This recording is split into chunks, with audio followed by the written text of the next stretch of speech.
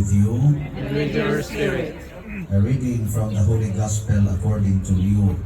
Glory to you, O Lord. Jesus spoke to the crowds about the kingdom of God, and he healed those who needed to be cured. As the day was drawing to a close, the 12 approached him and said, "Dismiss the crowd so that they can go to the surrounding villages and farms and find lodging and provisions. For we are in a deserted place here." He said to them, "Give them some food yourselves." They replied, 5 loaves and 2 fish are all we have, unless we ourselves go and buy food for all these people. Now the men there numbered about 5,000. Then he said to his disciples, "Have them sit down in groups of about 50.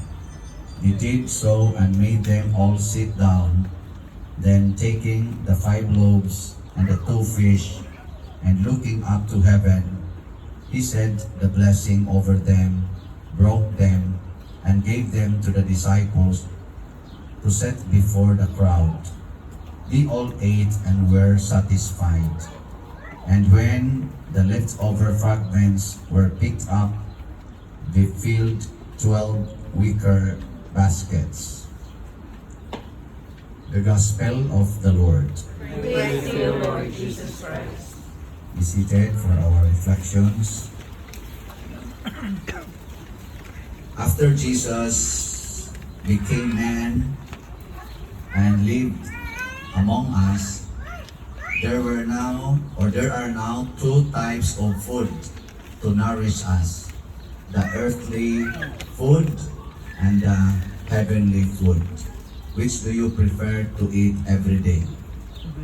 Earthly food or heavenly food?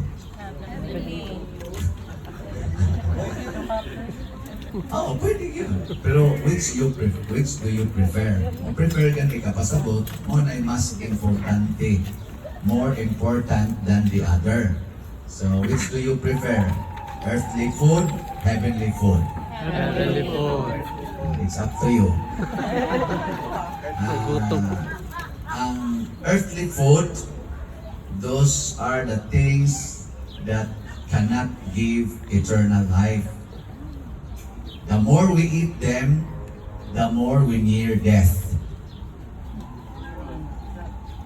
Ako karon, nag-low carb diet na ko.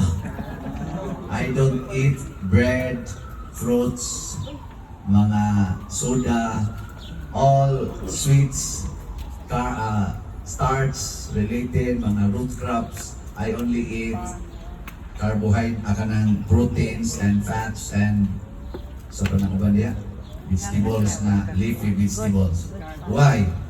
Because I am now having a high level of sugar, diabetic, niya na-obese pag yun ko. Niabot ko 208 pounds because of too much eating, because a priest is always given delicious food and then they got angry if you do not consume them.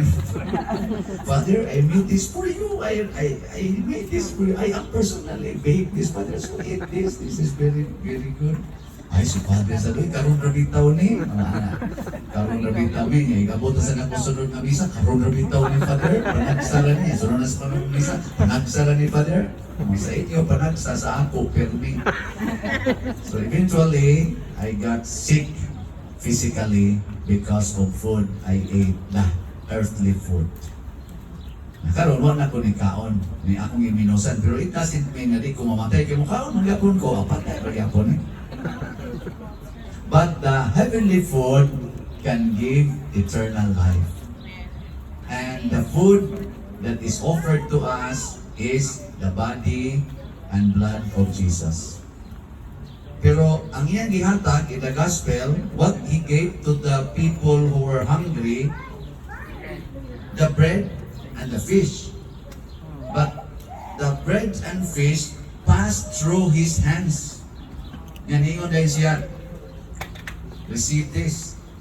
during the Last Supper, which is the beginning of the institution of the Holy Eucharist, niingon si Jesus, he took bread and then he passed through his hands and niya yung gipikas, ingon siya, receive this is my body. Yan, ihatag siya sa chalice, receive this is my blood, the wine. Basta muagi sa kamot ni Jesus, makahatag na kinabuhing way katapusan. Pero muagi ang kamot sa imong tupad, makamatay na. Ano na siya? So what shall we do? In order to make the earthly food becomes heavenly food, pass it through the hands of Jesus. Muna din sa misa na atay ipasa nga sibot. Tama na siya. So, everything you have, ihug sa sibot. Di na mo mamatay, mabuhi na mo. Yan, mari mo na sa pari. Ang pari na sa maoy, mamatay. Adili, oy. Yan, matay ang pari. Kaya representative ba siya ni Jesus? Pero kung isuod na sa pari sa iyang bulsa, patay siya na.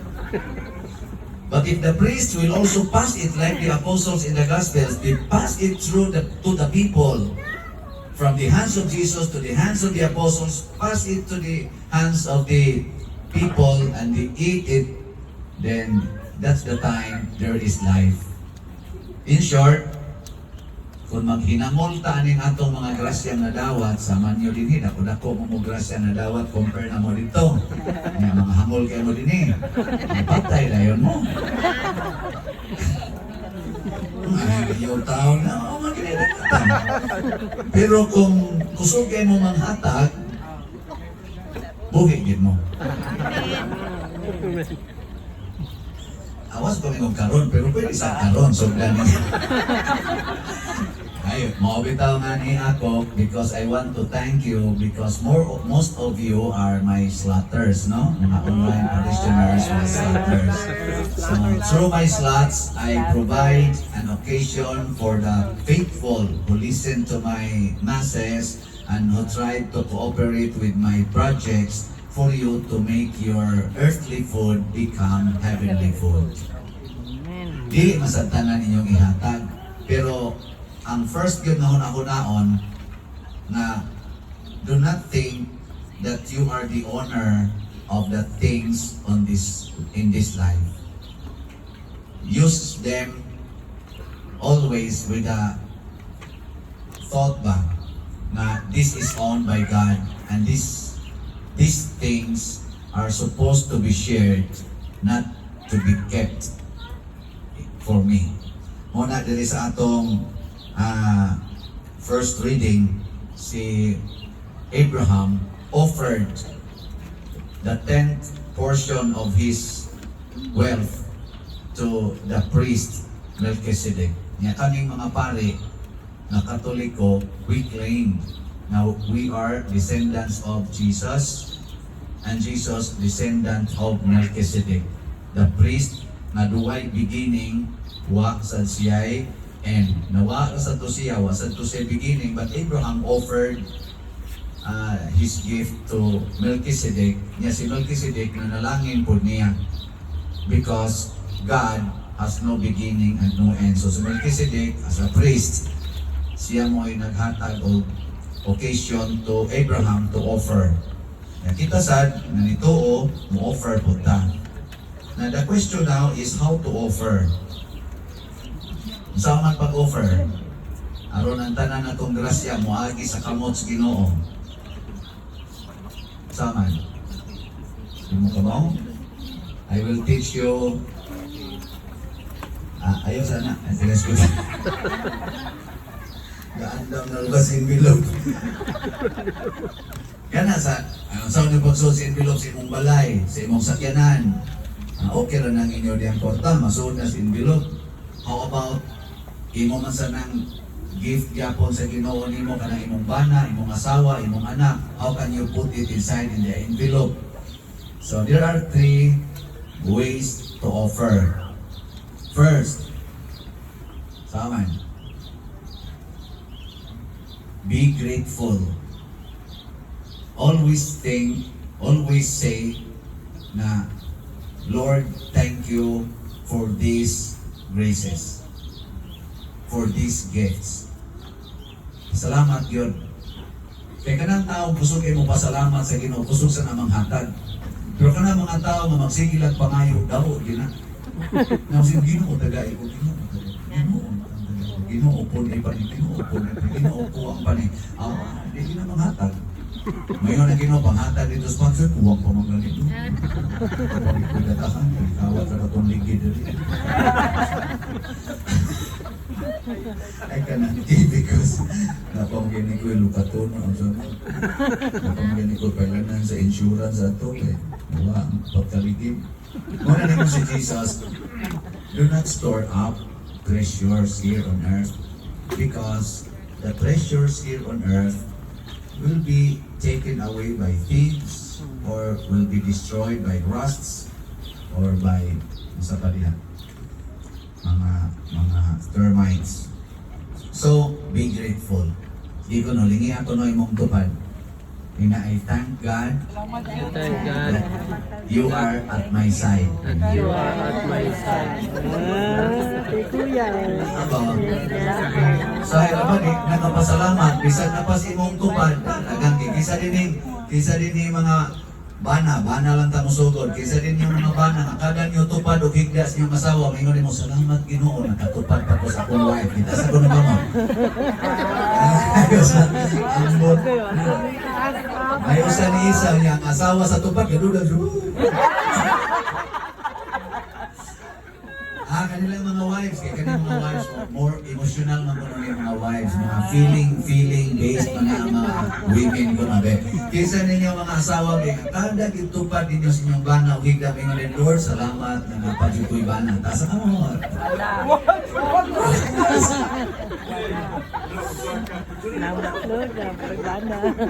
Ayun, isa ni isa, wala ko masiman, isa salamat.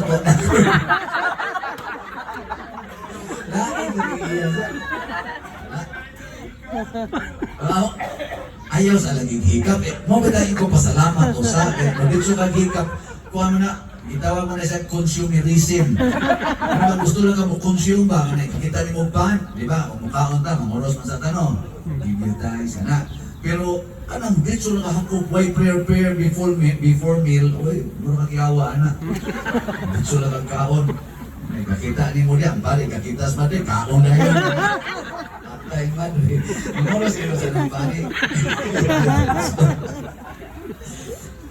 Ikaduha, be grateful. Ikaduha, take care of the gifts. Ang pingi, ang mga gasa. Nangitan, nang imong buhok. Kanang imong pag-colors po, masama na. Caring or destroying the hair? Bahala mo na. Pangutan ang mga medical people, they know na. Kanang imong kiskison, imong kilay, are you caring it or destroying it?